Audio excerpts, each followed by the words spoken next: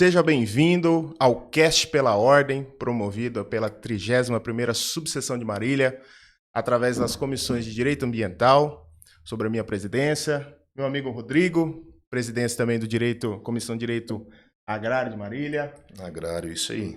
E hoje temos aqui um convidado, né, nosso amigo Rodrigo também, Rodrigo Dias Lopes, que é zootecnista e especialista em agronegócio e pecuária sustentável. Seja bem-vindo, Rodrigo. Obrigado aí pelo convite, né, pelo espaço para a gente trazer informações aí para o produtor rural e para a cadeia do agronegócio, né, brasileiro. Então, A gente que muito bom agradece, estar aqui. Rodrigo. Eu comentei com o Thiago aqui, foi difícil trazer o homem, né, Thiago? Foi difícil trazer o homem aqui no Acertar a agenda para conseguir vir, no nosso né? espaço Mas aqui, né? como se diz, faz parte aí do dia a dia, Faz parte né? do dia a dia. Muito requisitado, um excelente profissional. E a gente gostaria que ele compartilhasse aí com a gente, com as comissões, né? Um pouco da experiência profissional. Na prática, né? Na prática. Vai servir de respaldo aí para os pecuaristas, né? Para a inovação, essa questão da pecuária sustentável, né? A gente gostaria de falar um pouco que você falasse um pouco para a gente, uma introdução sobre a pecuária sustentável, o que você fez no artigo lá, que inclusive eu li o artigo que o Thiago me repassou também. Se pudesse falar um pouco para a gente da pecuária sustentável. O que é, né? O que é a pecuária? No que consiste a pecuária sustentável? A pecuária sustentável, ela consiste no tripé da sustentabilidade, né? Que é o econômico, social e ambiental. Então, são esses pontos que o produtor rural deve se basear, né? Para ele ter uma pecuária sustentável. E o que a gente vê, o foco maior é na questão dos recursos renováveis, né? Da pecuária. Então, utilizar bem esses recursos de maneira responsável, né? E a grande importância dessa questão da pecuária sustentável é que hoje há uma exigência muito grande por parte do mercado, né? Tanto o mercado interno, mas o mercado externo também estão exigindo essas garantias de que essa carne está vindo de uma área... Origem, né? A origem ilícita, né? Exatamente. Está vindo de uma área que tem a sustentabilidade. Que tem essa questão de sustentabilidade. Legal. Entendi. Legal. A gente até anteriormente ao início do podcast, né, a gente havia falado, se é uma questão impositiva, né, se isso daí é imposto ao frigorífico, né, a prática da pecuária sustentável, né, quem fiscaliza essas questões, você poderia falar um pouco para a gente? Sim, existe as questões legais, né, que são baseadas no Código Florestal e na legislação brasileira, que são exigidas para que são exigidas por esse mercado, né?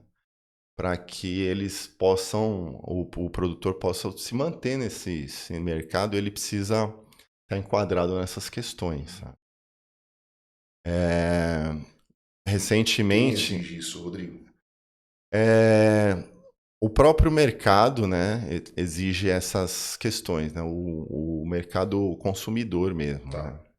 Então, recentemente, a Comissão Europeia aprovou uma lei, né, que toda a carne... a carne é uma das commodities que estão dentro dessas exigências. Né? Então, carne, soja, óleo de palma, café. Então, eles aprovaram essa lei que, a partir de agora, eles vão exigir que esses produtos venham de propriedades que, a partir de 2021, não tenham nenhum tipo de desmatamento, por exemplo. Interessante. Então, é o mercado que está exigindo essa questão de sustentabilidade. E, assim, a minha opinião é que o Brasil, ele é um país do agronegócio, né? Sim, Mais de 40% do PIB brasileiro vem do agronegócio. Então, é muito importante para o Brasil que o produtor e que a própria cadeia da indústria, né, esteja um passo à frente, né, dessas exigências desses clientes, né, sim. para que a gente se mantenha nesse mercado e que outros países não tomem esse mercado do Brasil. Por exemplo, a África, ela tem, ela tem condições parecidas com o Brasil e ela pode estar tomando parte desse mercado se a gente não tiver preparado, por exemplo, para essas exigências desses clientes. Muito legal. E assim, uma coisa que o Rodrigo mencionou, né? Uma exigência que nasceu, né, nessa situação do mercado, principalmente no mercado externo, né?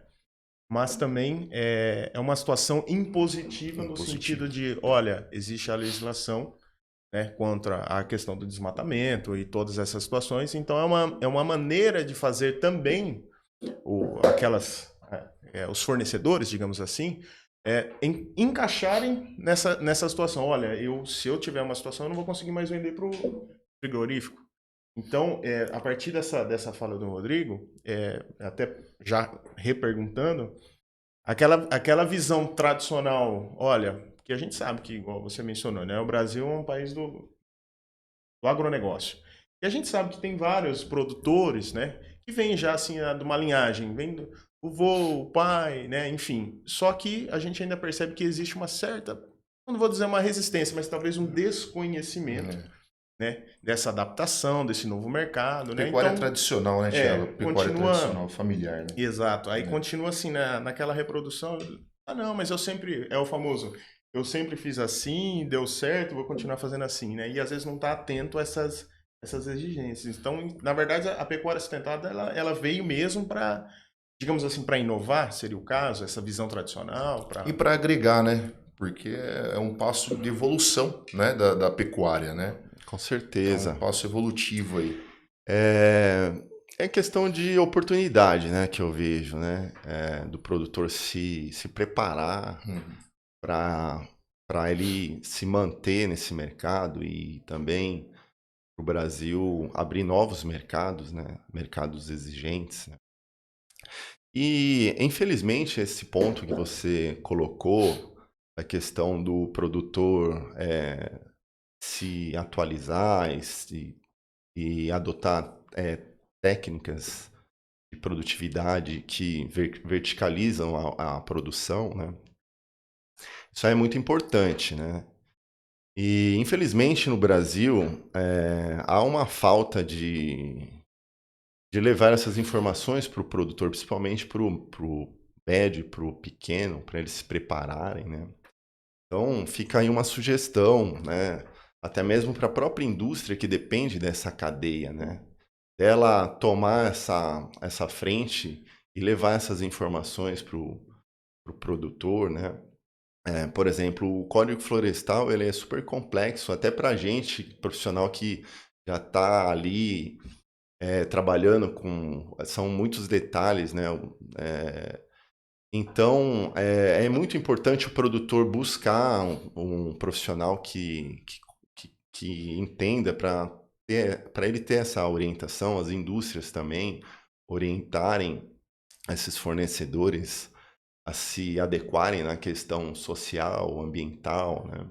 Questão fundiária também. Então, isso é muito importante para o mercado brasileiro, né? Se a gente, o nosso produtor tiver não só na questão de tecnificação da produção, mas se ele tiver adequado a essas questões, essas exigências, isso daí vai ser bom para a pecuária brasileira, Sim. com certeza. Rodrigo, e economicamente falando, a prática da pecuária sustentável, ela tende a ser benéfica ao produtor, ao Sim, pecuarista, né? nos últimos anos, né, houve uma tecnificação, né, segundo dados do MAP Biomas, nos últimos 23 anos, áreas de pastagens que tinham algum tipo de degradação. Há 23 anos atrás, nós tínhamos 70% de áreas que tinham algum tipo de degradação, né? E recentemente foi feito um estudo que isso de 70% caiu para 53% essas áreas degradadas, né? Então isso foi em função Prática sustentável, dessa né? prática sustentável, de fazer a adubação de pastagem, fazer a reforma da pastagem. Com isso, né, o produtor ele tem várias vantagens, né? Então ele aumenta a produtividade por área, ele acaba batendo um animal mais precoce, onde se agrega maior valor para aquela carne, que é uma carne de melhor qualidade, uma carne mais tenra. Então tem várias vantagens na questão Benefícios, né? produtiva e também em outros aspectos, né? Então, hoje o pessoal está adotando muitas práticas que acabam verticalizando, né? Pecuária, o consorciamento de pecuária, agricultura, floresta, né? Então, você tem várias vantagens nessa parte de tecnificação, porque se você faz uma agricultura pecuária, por exemplo, você acaba aumentando, fazendo uma correção de solo, né, para a agricultura, onde quando você volta para a pecuária, você tem o benefício do capim pegar aquele resíduo de adubo, de nutrientes que ficou da agricultura, você ter uma pastagem muito mais forte, por exemplo, onde você vai colocar uma unidade de animal, você vai colocar mais unidades animais por hectare, né? E também há um benefício ambiental nesse caso. Por exemplo, quando você tem uma pastagem melhor formada, você tem uma cobertura vegetal ali do solo, você evita a erosão, você evita o assoreamento de rios, né? E outras vantagens também, por exemplo, quando você entra com a floresta pecuária, você tem tem um clima para o animal de bem-estar por questão do sombreamento, né? Que ele acaba tendo um maior ganho de peso Desempenho, né? por esse bem-estar animal. Tudo influencia, né? Tudo Tudo influencia. influencia. Então, são técnicas que acabam, além de melhorando essa questão ambiental, também a questão econômica, né? Que é o tripé da Bacana. sustentabilidade, né? Então, uma coisa acaba atraindo a outra, né? Ah, legal. E a título de esclarecimento, Rodrigo, algumas práticas da pecuária sustentável você poderia mencionar para a gente? É, Então, essas práticas da pecuária sustentável, na questão se... eu não entendi muito bem essa pergunta. Preservação de nascente, Ah, tá. você até a questão de capacitar um funcionário da fazenda, do meio ali para ele praticar essa sustentabilidade. Questão de uso de suplementação animal, essas questões aí Assim, influenciam, né? todas essas questões influenciam um aumento de produtividade, né? Que vão tornar essa propriedade mais sustentável. Então, a partir do momento que ele está nutrindo melhor esse animal, ele vai aumentar essa produtividade. Então, tudo vai acarretar numa pecuária mais sustentável, a adoção dessas práticas. O todo, né? Tudo reflete na sustentabilidade. Sim, eu acho assim também, igual o Rodrigo estava mencionando, né? Tudo vai partir do produtor. O produtor que for bem orientado, né, das boas Capacitado. práticas de sustentabilidade. Olha, eu não posso assorear, eu não posso soltar o animal onde eu acho que ele deve entrar, né? Eu vou, igual ele mencionou, né, evitar a erosão do solo é uma das práticas da agricultura, depois, logo na sequência, da pecuária, né? Evitar a prática do solo gera uma economia para o próprio produtor, porque a gente sabe se Um exemplo, você está lá com a pastagem, está bem debilitada, alguma coisa nesse sentido. Às vezes, você ceder para uma outra prática, igual na agricultura, vai gerar uma economia, né? O Com próprio certeza. produtor, ele fazendo dessa forma, ele economiza até a forma ali, a pastagem, o Questão do adubo, o custo-benefício, né? custo-benefício, né? Custo-benefício, é. Que existem aquelas práticas eventualmente, né? Do arrendamento ou subarrendamento, que aí você cede, igual a cultura da melancia. A gente sabe que tem um período certo e determinado, e é uma boa prática da agricultura, principalmente voltada às pastagens, né? E é Com onde vai certeza. ter essa questão aí de pecuária sustentável no sentido de evitar erosão, né? E ter todos esses. Mas existem os cuidados também, né? Que devem ser Uhum. seguidos essa situação. E muito bem pontuado, como ele mencionou. Existem essas áreas, né? Eventualmente, produtores que têm um certo passivo, digamos, ambiental, de área desmatada, alguma coisa que dependem de uma regularização. Isso a gente fala a nível de grande produtor que tem as informações, vai, digamos assim, né? Sim, Agora, a gente sabe que o pequeno e o médio, muitas vezes eles não sabem nem por onde eles começam, sim. né? Então, às vezes, ele está ali numa situação que depende, vamos dizer assim, de uma regularização ambiental, e ele mal sabe que ele poderia estar arrendando uma área, né, com uma cota de reserva legal, né? Seria isso, Rodrigo? Sim, o Código Florestal ele traz um mecanismo de cotas de reserva ambiental, né? Nada mais é que aquele produtor que no passado ele acabou abrindo toda a propriedade dele e de acordo com o Código Florestal ele precisa recompor, por exemplo, aqui na Mata Atlântica, 20%. Então ele tem essa opção de, em vez dele abrir mão dessa área produtiva, ele pode fazer a compensação com excedente florestal de uma outra área que não foi totalmente aberta, né, que tem essa área que ele necessita, e ele pode fazer ou um arrendamento, ele pode fazer ou a própria compra dessa área, né, fazer essa compensação. E aí ele leva um incentivo para o proprietário dessa área que tem esse excedente florestal, né, que vai estar sendo remunerado para manter aquela Reserva. reserva, aquela área de floresta nativa em pé, né, evitando essa área ser desmatada, porque legalmente ele até pode fazer o desmatamento desse excedente florestal. E ele acaba também mantendo essa área produtiva, né? E gerando essa renda para o negócio, né? Então é um mecanismo que o Código Florestal traz que acaba flexibilizando essa questão da reposição da reserva florestal.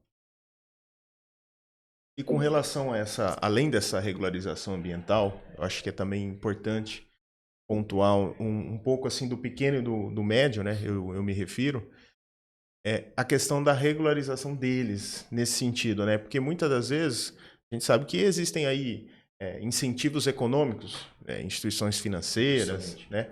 Só que a instituição financeira ela não vai ceder, digamos, uma linha de crédito para um produtor que está irregular. E às vezes aquele pequeno produtor, ele não, né, como se diz, ele está perdido, ele Não não se sabe. atenta às questões, né? Sim. Exatamente. Olha, Sustenta. existe essa questão, né, dessa regularização ambiental, que às vezes ele está ali pendente de alguma pendência no CAR ou etc, né? E a própria linha do banco exige, né, além dessas situações, essa situação para ele conseguir esse acesso, né, a Aos essas recursos, questões. né? Sim, hoje as instituições financeiras elas estão avaliando, né, como o Sr. Tiago colocou, a questão ambiental, né, da propriedade. Então, se ele tem uma irregularidade na propriedade, ele vai ter uma dificuldade para acessar esse crédito. Então, é muito importante ele buscar essa regularidade, né? Então, interessante. E está esclarecendo bastante dúvida e eu acho que vai ser um conteúdo de extrema importância, né, porque a gente vê na prática, né, a pecuária tradicional e muitos não têm acesso a essas informações da pecuária sustentável. Então, eu acredito que você esclarecendo o que é a pecuária sustentável, os benefícios, né, a questão da evolução da pecuária através da sustentabilidade, né, isso é de extrema importância aí para o pecuarista, para o produtor, né?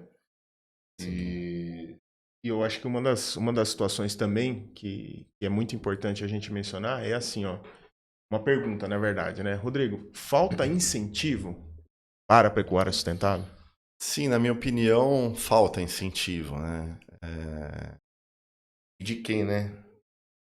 Falta incentivo da parte de linhas, né? Que hoje no Brasil a gente tem uma linha que é a linha ABC, né? De agricultura de baixo carbono, que ela é repassada do BNDES para outros bancos e que a gente vê que ela acaba antes do tempo, né? Não tem assim um volume de dinheiro suficiente para quem quer buscar essa linha. Então, falta o que eu vejo no mercado falta muito incentivo para essas propriedades que querem pegar esse dinheiro para investir nessas questões ambientais também. Você acha que falta também um pouco de incentivo por parte aí do, digamos, do governo federal, a parte legislativa? Você acha que falta um incentivo de leis ou alguma situação, alguma norma, alguma coisa que poderia vir, que poderia ajudar nessa implementação da pecuária sustentável? É, o que eu vejo assim hoje que é o gargalo aí dessa questão ambiental e do produtor se ter uma maior facilidade para se regularizar, é um pouco a lentidão dos órgãos ambientais, naqueles casos que o produtor às vezes quer se regularizar e por falta de gente especializada dentro do próprio órgão, né? Falta de agilidade. Eu vejo que tem parte do órgão ambiental, se tivesse uma Programa de incentivo, né? assim, a questão de ser mais Celery, ágil, né? né? Para se fazer essas regularizações, eu acho que facilitaria bastante para para aquele produtor que teve um problema e ele quer se regularizar, de ver que a morosidade desses processos são lentos. Eles acontecem, mas tem uma certa lentidão. E o que acontece? Com essas exigências, né? Então, que a gente estava falando agora há pouco, que o banco ele só vai liberar essas linhas para aquele produtor que está ali regularizado. Então, isso acaba tirando a oportunidade do produtor acessar esses créditos por uma lentidão do sistema, né? Então, eu vejo que isso poderia ser melhorado, né? No Brasil, com Entendi. certeza. Rodrigo, vamos imaginar o seguinte cenário, né? O seguinte exemplo. Vamos imaginar que o produtor rural acessou, viu lá, pecuária sustentável. Puxa, como se diz, por onde eu começo, né? Então vamos imaginar um exemplo. Pequeno e médio produtor. Olha, eu quero me adequar, eu acho que é interessante, né? Aumentar com essa pecuária sustentável, eu aumento a minha competitividade no mercado, né? Eu me regularizo, né? Que a gente sabe que ainda existe essa pendência de regularização. Por onde que ele poderia, assim, digamos assim, começar, planejar essa situação? Através de um zootecnista, através de uma empresa? Como é que ele poderia começar a se valer para falar, não, hoje eu tenho uma prática de pecuária sustentável? Esse é um ponto bem importante, Thiago. O produtor, ele tem que já se atentar a esses pontos, né? E se ele está legalizado de acordo com o Código Florestal. E se não, eu acho que a minha opinião é que ele deve procurar uma empresa especializada nessa questão de regularização ambiental e previamente já ir tomando essas ações, né, para ele caminhar para essa regularização, né? Porque como a gente falou há pouco, né, o mercado ele tem uma exigência, principalmente do mercado externo, né, tanto o interno quanto mais o externo. E quanto antes ele se regularizar, ele mantém, ele consegue manter essa empresa dele ativa, né? Porque as empresas elas já estão fazendo esse monitoramento, né? Então amanhã pode ser que ele seja exigido da propriedade dele estar regular e ele ter algum problema para comercializar essa mercadoria por essa questão. Então, a minha opinião é essa, que ele deve, quanto antes, procurar profissionais para que orientem ele a caso ele não esteja regular, tenha algum tipo de passivo ambiental e se regularizar, né? Quanto antes. Sim. Nossa. Perdão, pode falar, Thiago. Só ia fugir um pouco do complementando, assunto. então vamos imaginar, o pequeno produtor tá lá, enfim, ele tá fazendo aquela. Vamos pontuar do jeito tradicional, né? Certo. Sem essa observância. Então quer dizer que ele pode a qualquer momento. Vamos imaginar que ele faz. Engorda, né? E faz a Certo. venda, eventualmente, para um frigorífico e etc. Pode ser que a qualquer momento possa ser exigido dele já falar, ó, eu não vou mais comprar de você, porque você não tá seguindo, Inconformidade, né, em com as conformidade com a questão da sustentabilidade que me é exigido, né? Que o frigorífico é exigido, né? Tem todas essas situações. Então eu não posso mais comprar de você. E aí existe já um travamento, né? Até uma questão Sim, econômica, né? sim. Muitos frigoríficos já fazem esse monitoramento, né? Principalmente essa exigência ela se iniciou muito forte na região Amazônia, né? Por questão de holofote, da Amazônia.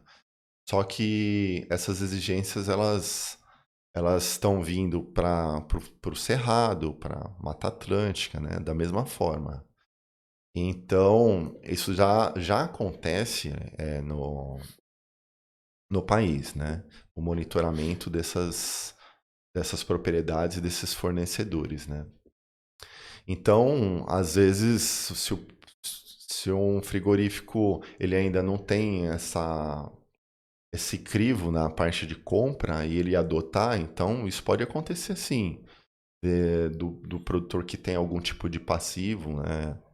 Ele não está regularizado, ele ter problemas de comercialização dos seus animais.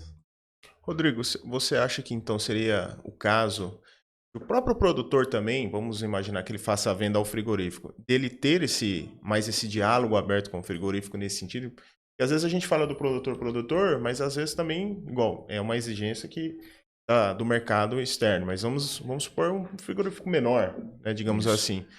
Então, às vezes, o produtor está sabendo dessa situação de sustentabilidade, vai se adequar e ele fala, ó, frigorífico, acho que é interessante, né, a gente ter esse diálogo, é, conversar, ter essa troca de Sim, é informações. muito importante, né? Até eu acho que o, o frigorífico que ele está de olho em acessar esses mercados mais exigentes e ele quer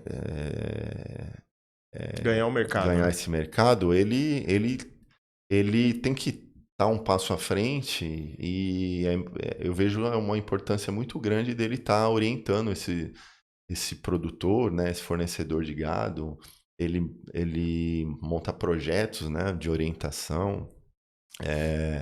E esse diálogo é muito importante, né? Porque ali é uma relação comercial, mas tanto o frigorífico como o produtor rural, eles estão ali no mesmo barco, vamos se dizer, né? Então, são objetivos que trazem benefícios em comum, né? Sim. A essa relação comercial. E, e uma outra situação, né, igual você mencionou do mercado externo. O que me deixa triste é que o mercado interno em si não tem essa exigência, né? Não, o mercado interno, ele já tem uma exigência, sim, sabe? Não tão forte quanto, A sustentabilidade, eu me refiro. assim, não tão forte quanto a questão de mercado interno, né? Mas a gente já vê um movimento para o mercado interno também tomando esse mesmo posicionamento, né? Uma coisa importante também, né, que eu vejo é o consumidor, né? O consumidor, ele também tem a sua participação, né? É o que E, mais exige, né? o consumidor final, é importante ele também estar por dentro disso, né? É. Muitas vezes o consumidor chega lá no supermercado e ele não valoriza, por exemplo, um produto orgânico e isso eu acho que o consumidor também ele tem que estar bem atento, né? Principalmente também para o seu próprio benefício, dele saber aquele produto que ele está consumindo, qual é a origem. Então, uma dica aí para o consumidor também é ele se inteirar desses detalhes dos produtos que eles estão consumindo, né? Para incentivar aquele produtor que que está investindo, para incentivar a, aquela indústria que faz esse tipo de controle de garantia de origem, né? Então é muito importante também essa participação, é bom frisar aí, do consumidor final. A Legal. educação do consumidor, né? Em relação a essas práticas, né? Sustentáveis, orgânico, né? Sim. Bacana. Ô, Rodrigo, na sua opinião, não sei se você, eu vi que você escreveu um artigo impecável, verifiquei lá, já o Thiago compartilhou comigo, falei no começo aqui do podcast, mas eu não perguntei para você se teve contato com alguns produtores, pequenos pecuaristas aí para saber se é do interesse deles em praticar essa pecuária sustentável, se eles têm interesse ou se eles são forçados a isso, a essa prática, entendeu?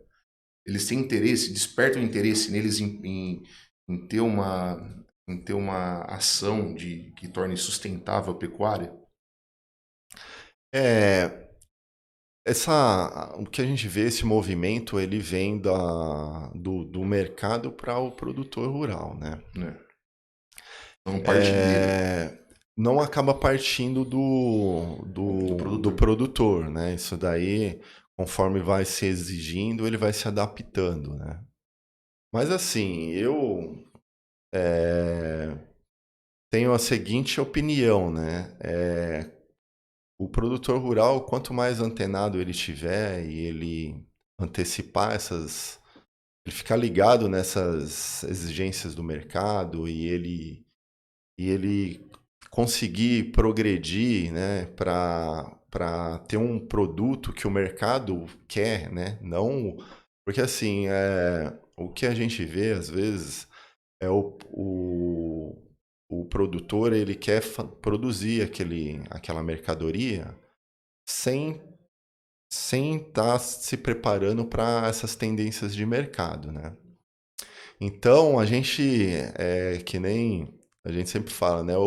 Quem manda é o cliente, né? Então, a gente tem que Se se adequar, adaptar, né? se adequar ao que o mercado quer, né? Para a gente Isso. poder se manter nesse mercado, né? Então, a minha dica é essa para o produtor rural, é ele ficar antenado o que o mercado está sendo, o que o mercado está exigindo, né? Sim. Interessante, né? A gente vê que parte do consumidor, né? Sendo que isso poderia ser uma política preventiva aí, ou de o próprio pecuarista se adaptar a essas questões para evoluir, né? Evoluir na atividade desempenhada, né? Com Então, certeza. bacana, bacana. É porque atinge também essa questão, principalmente, né, que é uma dos maiores enfoques aí, que é a questão ambiental, né? Isso. Para Exatamente. ter essa situação. Então, por isso que eu falo, hoje, um exemplo, se viesse uma lei federal pegando a exigência do mercado externo e falando assim, ó, agora a partir de agora, né? Foi o que eu havia comentado. A partir de agora no mercado interno, independente da situação para onde você vai vender, você também tem que ser sustentável. Você imagina só, aí vai virar aquela correria, Aquela né? Tá? E todo mundo tem que, meu Deus, e agora? Eu não eu não estava fazendo assim, agora tem que fazer. Eu falo assim, às vezes também tem essa, eu acho que é um Cultural. pouco, um Cultural, pouco é cultural da questão brasileira, né? Tem essa situação do paternalismo da lei, né? Não, enquanto não vem, eu Não vou seguindo. Não vou me prevenir. Não vou me eu prevenir. Vou esperar estourar para que eu possa agir, entendeu? É o que eu enxergo da pecuária sustentável hoje. É uma prevenção futura do mercado que vai caminhar para isso. Eu né? entendo dessa forma. É uma prevenção. Para a pecuária brasileira se manter, né, nesse crescimento que vem tendo de exportação, enfim, vai ser necessário que o produtor